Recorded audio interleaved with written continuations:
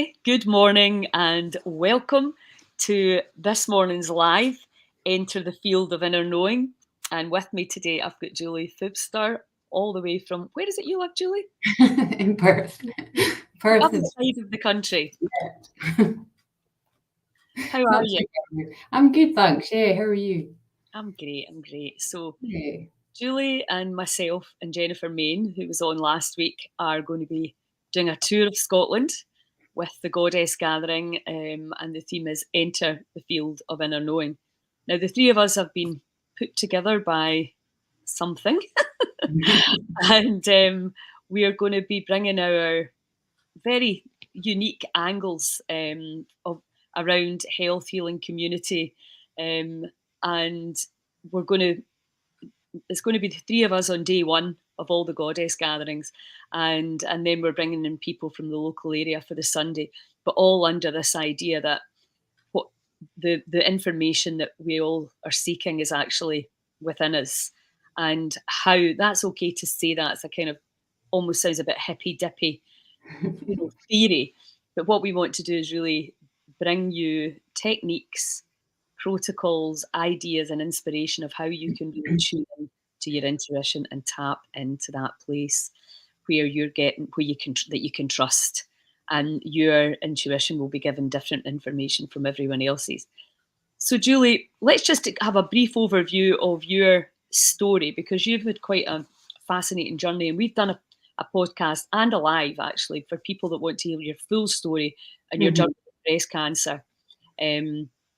They can go and back and hear that. But just for people that have not met you before, just give a brief overview, and then we will go into the future. Yeah, sure. So I was diagnosed with triple negative breast cancer at the early part of 2020, just when everything was kicking off with COVID and lockdown and things like that. And I had previously, well, I was a coach before that. I'd previously done a lot of, work on myself. I had thought, and I was constantly from being young, was always trying to find a better way of being in this, in this life. And so that sort of sent me off in lots of different directions. But it wasn't really until I was diagnosed that I properly started looking at all the aspects of my life and realized, there was a lot of things that I wasn't listening to, I wasn't paying attention to. And one of the things you'll hear in the podcast that we did was this intuition that came through to me that something wasn't right, but it actually came through as a voice and, basically told me I had cancer, but I completely dismissed it. Thankfully, I didn't dismiss it for too long, and I think it was maybe a couple of months afterwards, and then I found a lump, and then, went and got the treatment. So I've done all the conventional treatment. And I would never poo-poo that, because it's I think it's necessary in some circumstances.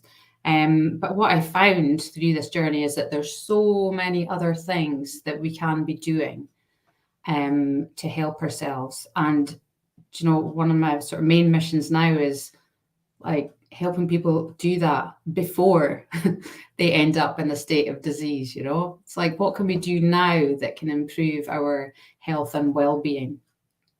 So Exactly. yeah. And I think, I remember when my cousin was diagnosed, and she actually was very honest. She said to me, "I know everything you're telling me is true. I just have an apathy." And I know when I spoke to Angela Trainer, Angela had just lost her dad, and she said she just didn't have it in her to navigate the overwhelm of, choosing to go it alone. So she put her hands into the arms of the help that we have available right now. So we know that is, relevant for some people. But given, I don't like even putting out stats about how many people are likely to get breast cancer, but we know it's very prevalent. And really, we want to be doing what we can to prevent it. And I see it in two ways. Things that we can do to prevent it to the best of our ability, although I'm not entirely sure we ever make the changes until we get the big, loud bang in the head. Yeah. But also, if that day was to come where you were to get that diagnosis, that you don't have any fear, you have a much greater understanding of how the body stores toxicity and what the body needs in order to balance. Whether you're going to take conventional treatment and do a bit yourself, or mix both. It Yeah. really, I think the better understanding you have of the body, regardless, it's not just breast cancer by any stretch of the imagination. There's a ton of autoimmune diseases going on right now, which we won't go into why that is, but the harsh reality is an awful lot of people are sick and not feeling great and struggling. So everything, no matter what the label or the name of the dis-ease is, I think your journey, it's not so much about the labels, it's about how you navigated it. But can you just talk about the fear? Because I know that, getting a cancer diagnosis can be terrifying. Some people are not terrified just naturally, I don't know why, but a lot of people, it just knocks their world sideways. So what do you think there's a better way they could tell you? Yeah, do you know, I think one of the issues is, and I'd love to see this changing, is bigger charities, and I understand that they're all doing good work, but a lot of what they project out is fear-based. That's what it seems to me. That's what I see. That's what I always saw growing up, is the adverts for cancer charities, and it looks awful, really awful.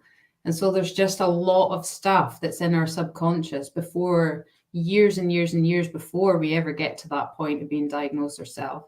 And that sort of comes to mind, I think, and, we have seen other people that have died of cancer, our friends, family, things like that. And as an outside observer, none of that looks good. None of it does. So I totally get it. And, you're standing there at the start line, just absolutely full of fear and dread, which is one of the things that's going to hinder our progress, Well, I think at a very basic level, when we're in that fight or flight state, the IQ drops because the body's going into a different state for a different action. And, and then, so that's why we're always saying, learn this stuff when you don't need it. Yes. Prepare for the worst, expect the best, prepare for the worst. Yeah, I mean, so it's not just our IQ, it drops, it's our immune system and everything, all the things that we actually need at that point. Goes into sort of hibernation. So yeah, it's difficult, but I think one of the main things I work with people with is obviously that fear thing. And when I was diagnosed, I had to really sit in that fear and just kind of, there's nowhere to go. You can't run from fear. And this is a mistake that we make a lot, is we try and get rid of it. We try and block it. We don't want to look at it because we think fear in of itself is going to hurt us. It's not, And once we understand what fear it is and why it's there, we can have a much better relationship with it. So this is what I work with people on a lot of the time. It's just understanding what that fear is. And it's basically like a reptilian brain, it's coming up with all of the things in our environment that might be a risk to us. And it's trying to protect us. But it doesn't always get it right. That's the thing. So it's all about, you were talking earlier, I think, about your beliefs and your thoughts and things, and is it true? And that's one of the things that I speak to people about as well with this fear part, Is it true? They might give you some sort of prognosis. Is that true? Who can know that? Who can know the absolute truth of that? Nobody. Well, as Deepak Chopra says, take the diagnosis, but never take the prognosis. Exactly, yeah. Nobody knows. And it's the same with eat the great diet. Of course, we recommend that. If you're eating it being resentful and angry and raging and carrying the diet's not enough. So we need to help people understand the holistic overview that, that the body actually is, which is the biofield, which you'll get to see at the Goddess Gathering. Yeah. And, and the body and the mind, it's all of that. It's the relationships, it's the internal, it's the gut, it's, it's how the information can flow in and out of the body, how our routes of elimination. There's no one thing, and it's not like vitamin C. Yeah, vitamin C is a great antioxidant, but if that's the only thing you're doing, it's not going to work. No. You have to, and maybe you can talk to this, because I know that it's something that it crosses my mind as well, is like, how much do we need to do protocols, I'm a big one for it. What are your protocols? What are your daily practices going to be to get this body back into symbiosis, harmony? And there's just that fear, am I doing enough? And it's almost like, how much can I cheat and still get the result? Yeah. So and that's fear as well, isn't it? It's that there's a total lack of trust in the body's ability to heal, especially if somebody else that we perceive to be smarter or better educated or whatever about our body than we are. Which is crazy when you think about it. We're living inside it. Yeah. We're the one that's having the experience, and we actually ask somebody else what is happening in this body. Yeah. I mean, everybody's looking for that one thing, the silver bullet that's going to fix something, and they're looking for it outside of themselves. And so, it's never going to work like that, unfortunately. So we really need to be able to tap into the information that's in here and what's right for us. But yeah, that whole, what do I need to do? And I just think that word just in itself just makes you feel a little bit, well, more stuff to do. Got to do more stuff, and it becomes really difficult for people.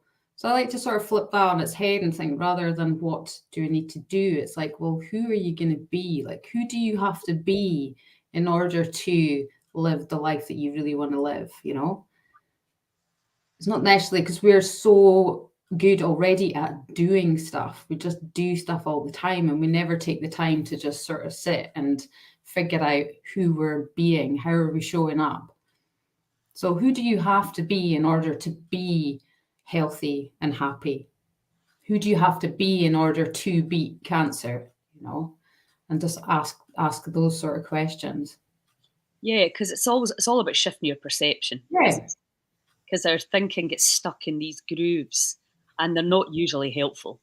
It's very, very easy to imagine the worst case scenario. And of course, when you go into fight or flight, that's what the body's doing. It's going, right, well, here's death over here. Now, how do I navigate myself away from that potential?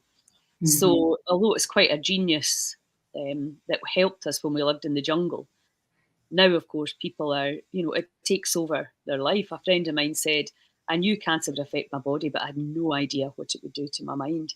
And I think that's quite cool as well. That learn and how to, and I mean, I personally believe we're here to learn to master the mind because the body follows. That's the hilarious thing. And we all kind of intrinsically know that. If I think I'm going to go to the toilet, then the body, next thing I'm going to the toilet. But that's a very simplistic way of it. But if you say, well, show me the way to heal, and, having guides and coaches and people.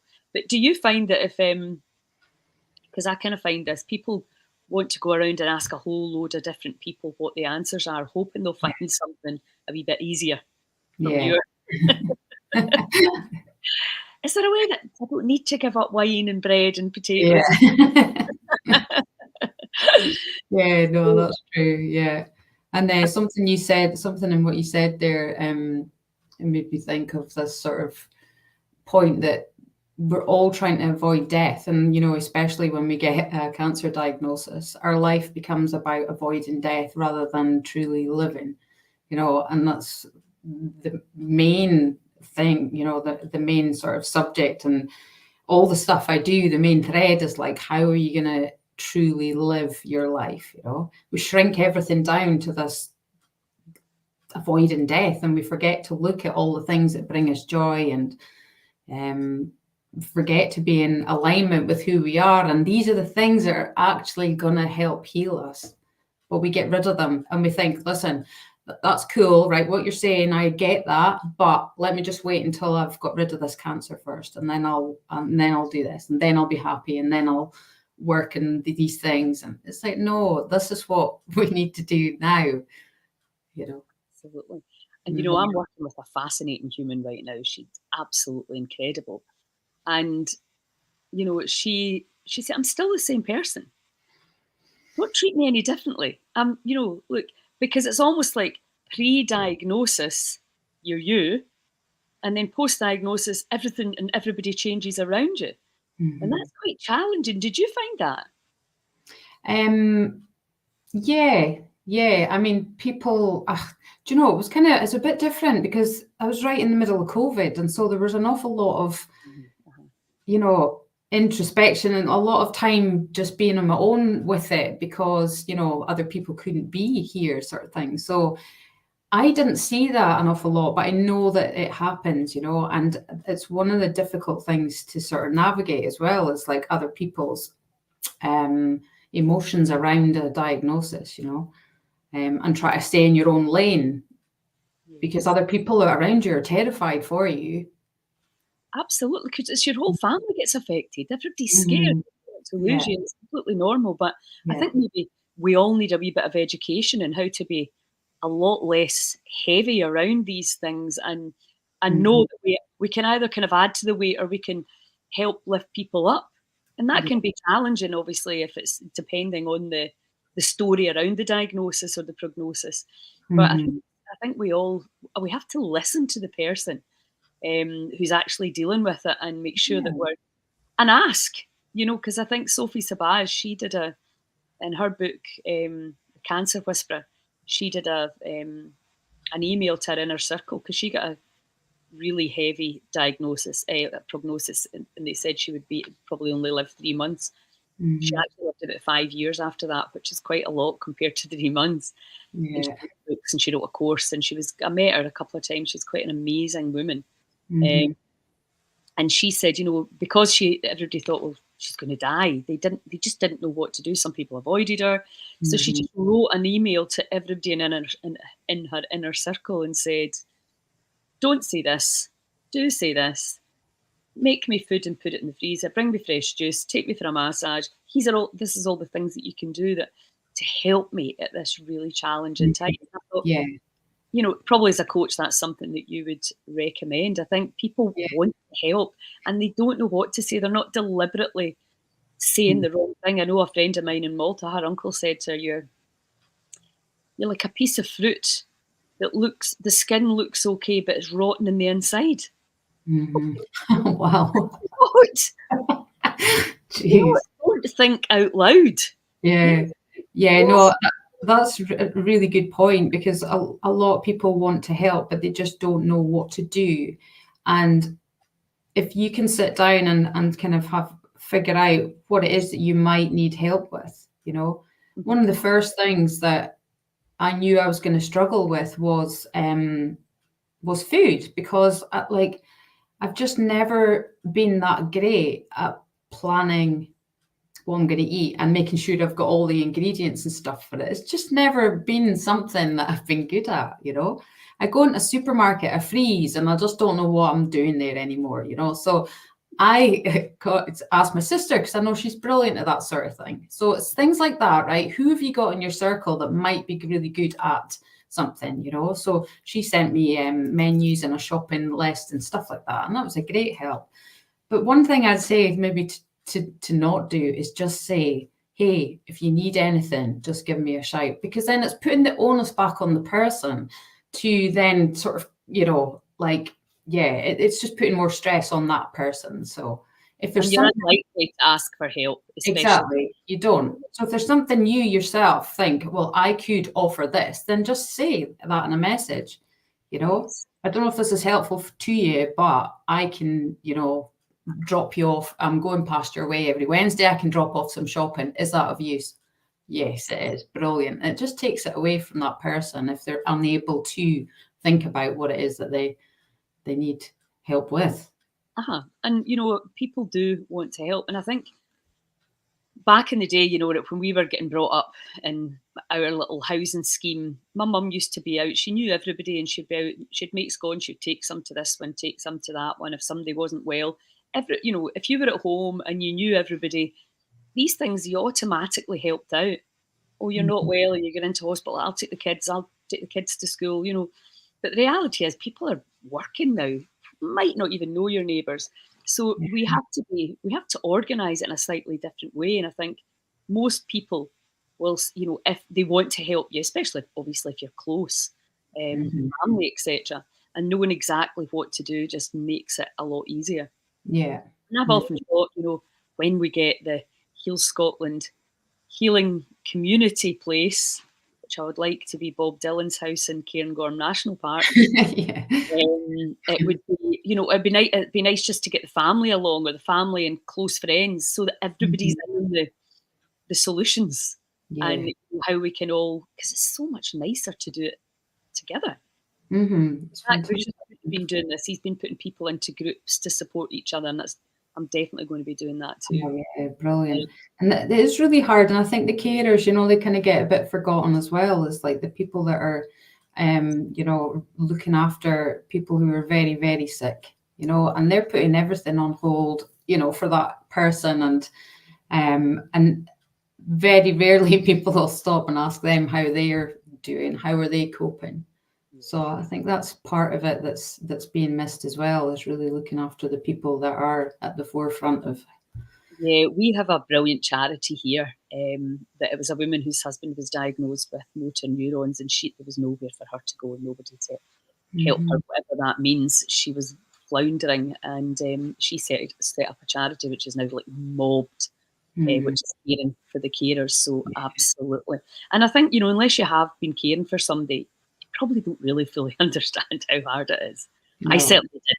You kind of think, well, what are you actually? It's a bit like when you have a new baby. Until you have one yourself, you've got no idea how you can pass the first year, not really do very much else. Yeah. It's hard to really quantify what you're doing. Of course, it's the big emotional thing that's going on as well, isn't it? It's not just the physical making of the meals, doing the shopping and all that stuff, and visiting, which can also be extremely exhausting, but it's just how you're feeling emotionally, and if there's a lot of fear around, it's Definitely, and the brave face that people are putting on it all as well. If you're a carer, the last thing you're going to do is sort of break down in tears in front of the person that's actually got the cancer.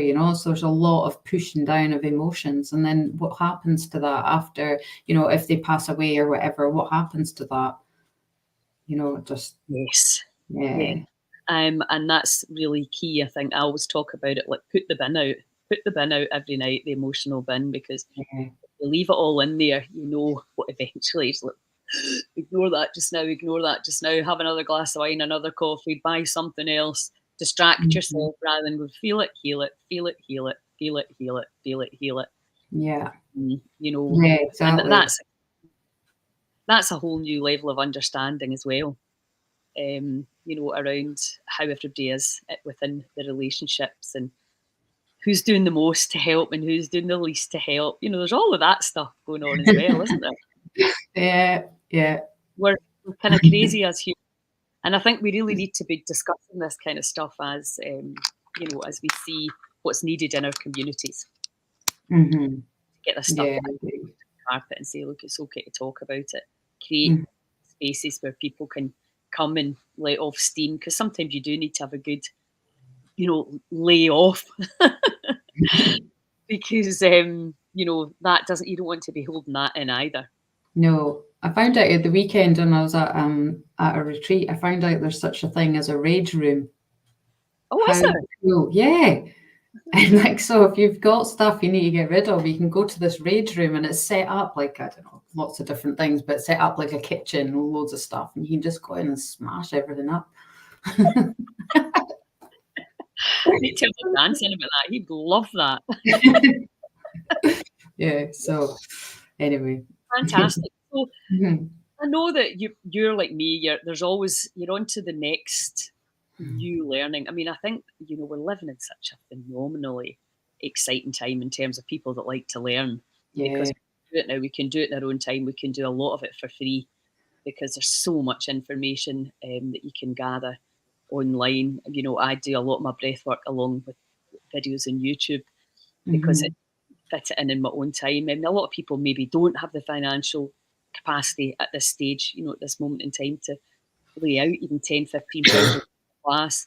So, there's so many different ways that we can do it now. And there's nothing nicer, obviously, than getting together with other human beings. But if you've got young children, you can't get out at night, if you don't have a budget right now, there's ways that you can access all the great stuff, loads of letting go videos as well. So really, if you're keen, then there's tons of stuff. But that kind of brings us to what we're going to be doing on our tour. which is really what you and myself and Jen had talked about, which is it's like a mini retreat, giving people the tools. Yeah. Because we know people leave on the Sunday after a 2-day experience feeling great. They'll have made new friends, they'll have learned new stuff, and they'll leave on a completely different vibration. But then obviously it's always like what happens when you get home. And Mhm. so our big message is, of course, that you are part of the field, you are in the field, that information is available to you, and working on the practicing the Mhm. techniques that we're going to teach you so that you can just become freer and freer and bring these techniques into your family or into your community so that we can really all work on this together, Mhm. using the Facebook group to really tribe everybody up to keep the momentum going. Because we've got Edinburgh on the 4th and 5th of November, then we've got Glasgow the 2 weeks later, and then Mhm. next year, February, we've got Dundee, Aberdeen, Inverness. So, and there'll be a few people coming to, more than one of them. I know that some people have bought tickets for one or two already. So it's a really affordable way to be able to access a lot of the power of the story that Mhm. we all teach. Mhm. You're just having a one-off session. I mean, the whole weekend's probably what you'd pay for most people for a starter session. So it's a Mhm. phenomenal way to get in amongst like-minded others, people in your demographic mainly, and then ability to use each other to maintain and keep up the momentum, because it's, I always say to people, mostly what I'm doing is reminding you, remember, because that whole process of change, whether it's remember to breathe, did you try and breathe when you were stressed there? Did you let go? Did you tap? Mhm. What did you have for your dinner? So that it's just that, and then eventually, the behaviors become from conscious into the subconscious, and how much easier it is um, when you know other people are doing it with you, because I think that's the support network is key. Mhm. Whether you're trying to heal or whether you're trying to lose weight or whether you're just trying to get yourself out of anxiety and depression, whatever it is you're trying to do, that's why things like Weight Watchers and that are successful. People Mhm. people go, they get results because there's that kind of, we're getting together, we're accountable, we pay the money. you know, I'm not saying Yeah. people, they stop obviously when they can't be bothered, but there's that whole activity of getting together with like-minded others helps you to stay up Mhm. and keeps you on track. So tell us a little Yeah. bit about what you're going to be offering at the Goddess Gathering. Well, I think firstly, there's just such a lot of misunderstandings around change or behavioral change and things like that. And we look out at other people and we see how they've changed and we think, well, they must be special in some way. And no, it's not that at all. And we think that it just is down to, motivation, willpower, all of these things. But it's actually the rule that it's not the exception, it's the rule that we will fall off. We will, right? Because we've been treading down this certain path for so many years. We're so entrenched. Suddenly we take another path. It's going to take a long time for that path to grow over, and this new path to become a path that we follow every day. So if you're sitting there and you're thinking, well, last week I said that I wasn't going to have wine. I got to day 3 and I had a drink of wine. It's not the drink of wine on day 3 that's the issue. It's what we tell ourselves about what just happened that becomes the issue. We start telling ourselves stories about how I could never do this. I'm not that person, I always fail and all that stuff. So that's the thing that I want to try and help people see, Yes. help people with these misunderstandings about who we are. And, one of the major things is our thoughts. So we are not our thoughts, but we believe that that's who we are. And this is where we get tripped up all of the time, because your thoughts will just rabbit on about loads of different stuff, but it doesn't mean that it's true. And so Exactly. one of the things that I work with people with is just that right at the beginning, just say, all you want to try is observe the thoughts that you're having. Because if you can observe your thoughts and start playing about with them, suddenly you realize that you're not the thought, you know? You're like, wait a minute, if I can observe the thought and do something with it, that means I'm not the thought. The thought is just a byproduct of who we are. It's just a byproduct. So once we start seeing the truth of these things, it suddenly starts to become a little bit easier. So I'm just hoping to, at the Goddess Gatherings, just bring some practical things in to help people see where they might be looking in the wrong direction, the misunderstandings that they might be having about the changes that they want to make, and highlight some of the areas where they might be denying themselves. Denial of self is one of the biggest things in disease. And you can hear people saying, oh, I don't deny myself anything. If I want that handbag, I'll have it. If I want this, I'll go and get it. But that's not what we're talking about. It's this information in here, we might be on a path that is just not aligned at all to who we are, but that's based on what we believe we should through society's pressures, or, the beliefs of our family, or whatever it is. Just some practical tools to allow us to unpick what these beliefs are and to find the path that we should be on, Fantastic. Well, I'm looking forward to that myself. And I think, Michael Mosley's book, a lot of the stuff that people have said with great conviction aren't true. For example, in actual fact, you have people that diet a lot, for example. I think that's an analogy a lot of people can understand. The more you try, the more likely you are to succeed, not fail. Mm-hmm. Because it's obvious. The more you get back in the bike and try again, the more likely you are to be able to ride the bike. Mm-hmm. And so this whole idea of, I failed again, I better give up, which is exactly what you're talking about. Yeah. Not the failure or the perception of failure that's the problem. It's the story that you then tell yourself and probably everybody else around it.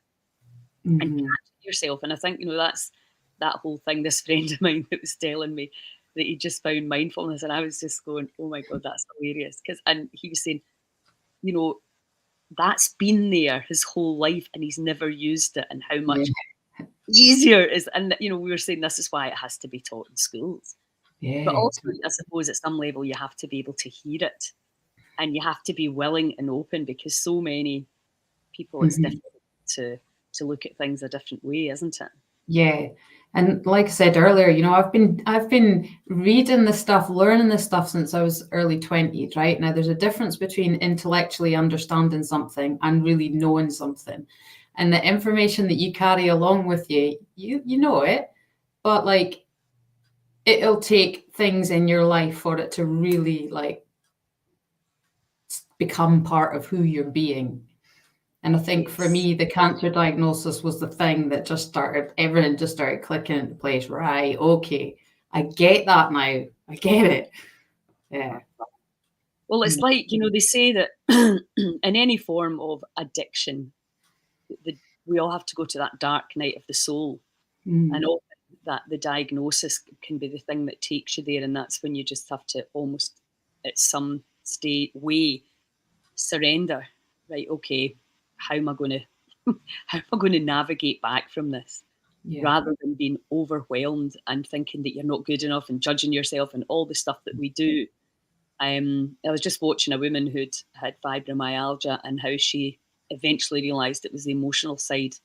That changing her diet and doing all the things, the food and the exercise, which just often isn't enough. Because if the emotional side's not getting dealt with, it's so, and that's a lot of Roger Hammer's work, or Hamer, however you say it. It's what's the emotional root cause. Can be very heavy because it's electromagnetic in nature, and it's stored in the body. And our first Goddess Gathering, we've got Jo Wolfe. I don't know if you know Jo. She's coming to talk about that very thing. So, yeah, but we're all about the practical tools. And I mean, to me, it's inspiration. We inspire. That's what we have to do to stay alive. Hope, is there a potential for hope here? Is it possible that there's a different outcome? The best case scenario, the worst? Of course there is. There always is. Miracles are happening every day. But it's, again, the system can be quite heavy, and because we're giving so much of our power away to people we perceive that know better than us. And I think that's what's happening now. We're going, oh, wait a minute here. Yeah. This body actually has been talking to me. Like you said, you just didn't listen as I didn't listen to mine. Eventually, it gets too loud for you to ignore. Yeah. That's when we're like, well, let's not wait for that Mm-hmm. loud knock where that batters your door down. Yeah. Let's start listening when it's just like, I'm a bit tired, there's a rash, oh, there's a bit of blood. What's that telling us? Yeah. So that we're like, oh, it's obvious what it is, Mm-hmm. And we sometimes, people don't want to listen because of what that means afterwards. Once we see something, we can't unsee it. So people are frightened to look, because then they might realize that they're actually in the wrong job, they're in the wrong relationship, they're in the wrong, and there's so many things that they have to, if they are going to be in alignment with who they really are, there's changes that they have to make. And depending on how they've navigated their life so far, there might be other patterns that are very tricky for them, like people pleasing, for example, and so we stay stuck in places that we shouldn't be. So part of the work that both of us do is just supporting people through that, all the other stuff that comes with trying to make the changes. Yeah, absolutely. And it takes courage, doesn't it? It takes courage, and you've got to be honest, because so many people tell me so many stories, and I'm like, story, no, justification, blame, shame.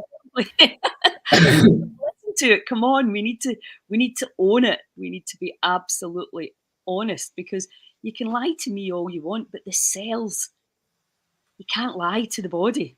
No, you can't lie to you. It's the only place we know there is truth.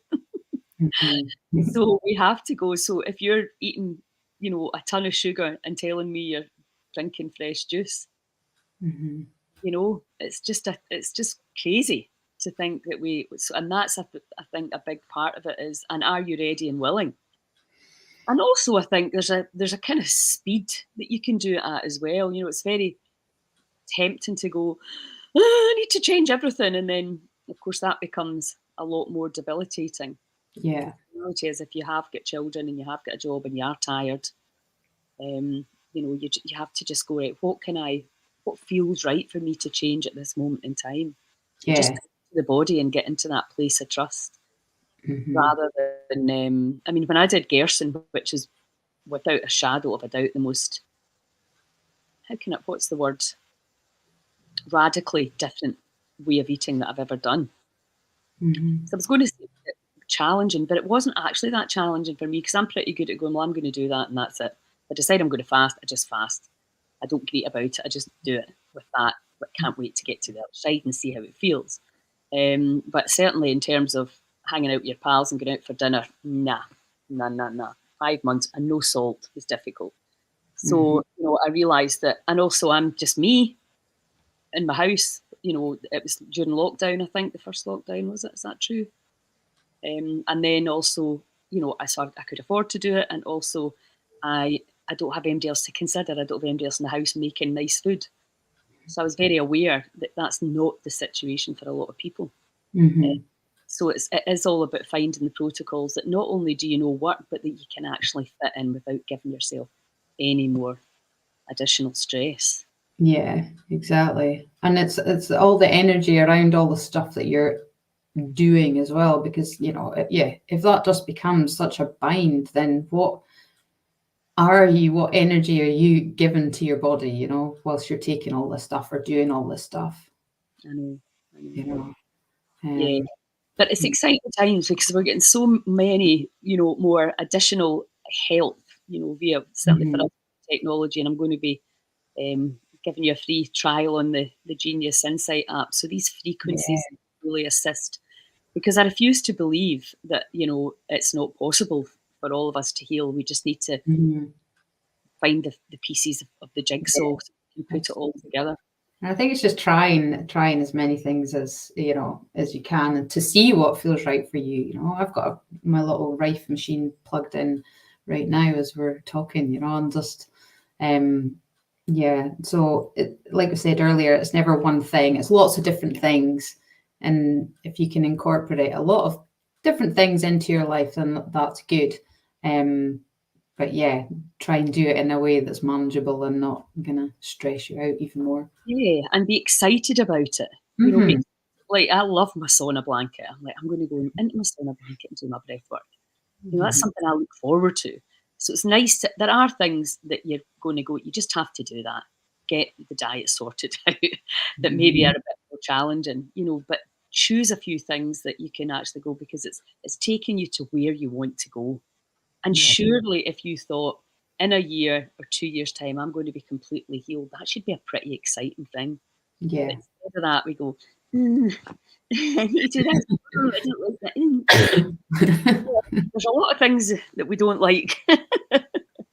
Yeah. So, yeah, so it's an exciting. I'm really excited about this tour that we're doing, and really getting out there and getting the word out and sharing Yeah. this amazing information. And I know a lot of the women that will be coming will already know a lot of it, but I still, like we're saying, it's Mm-hmm. needed again, isn't it? There'll be new stuff, there'll be reminders. We'll have the biofield, we'll have the Insight app, so really get to experience the frequencies of sound and how it affects the cells. You'll get to see your electromagnetic field, how it responds to the frequencies. It's so cool, I think, what we're starting to understand. And Mm-hmm. for me, Brilliant. field viewer, it's like seeing is believing. It's like that's you. Yeah. I know, And and that's the thing, when I started out on all this when I was in my 20s, there were so many things that I loved the sound of or the idea of, but I struggled with it because I couldn't necessarily find the science or anything to sort of back it up. And I was just like, I'm just not sure. But like now, there's just so much evidence and science out there to back up. that helps. They always say seeing is believing, and that is the case Mhm. for a lot of people in the West. But as in actual fact, believing is seeing. When we believe, truly believe that we are this phenomenal, micro, orgasmic, magnificent energy system that heals itself when we Mhm. stop tormenting it and filling it full of shite. Yeah. Then it'll respond always, and it'll always harmonise because that's just what it does. It can't possibly do anything else. So when we can really truly believe that, then that's what we will see. So it's almost like we're asking for a level of faith in the body Hmm. to go right. Just I think the other big thing, I'm sure you find this as well, is the amount of time you have to give the body time to catch Hmm. up. You don't expect to go to the gym and look better the minute you come out after one workout. It's the Yeah. repetition and the repetition and allowing the body to go, right, okay, we're going this way now. My teacher, the doctor I'm working with in Canada, she's saying, if your microbiome being used to pizza and beer every Friday night, every Friday and Saturday night, of course, Hmm. when you stop that, they're going to be screaming, "Give me the beer!" that transfer of emotions and you're going to feel emotional. I Yeah. think that's the other thing that a lot of people don't understand. When you start to detox, you will have it'll get challenging. But Hmm. once you realize that's not you, the thoughts aren't you, the feelings aren't you, Hmm. use your techniques to release the feelings, to observe the thoughts, Hmm. back into patience, trust, and surrender, and just let the body do its do. Yeah. So yeah, I'm very excited about everything that's going on right now. I think it's I feel for 30 years I've been going, there's got to be a nicer way to do this, a nicer way to deal with the body, a nicer way to heal. And I feel now Mhm. that we're really tapping into the potential of that. So really Definitely. exciting. So listen, great to see you. You're looking fantastic. Oh, And sorry. I will you and myself and Jen are going to come on and do a live as well Yeah. because of Edinburgh. And talk a little bit more about the programme. And Mhm. I look forward to seeing you soon. And if Yeah. you will send me the links, and if anybody wants to get in touch with you, anybody that's on the cancer journey or knows anybody that would like to have a chat with you, Yeah. then put that down below as well. Brilliant. All right. Lovely to speak to you. And Yeah, you too, man. Take okay. care now. Yep. Bye.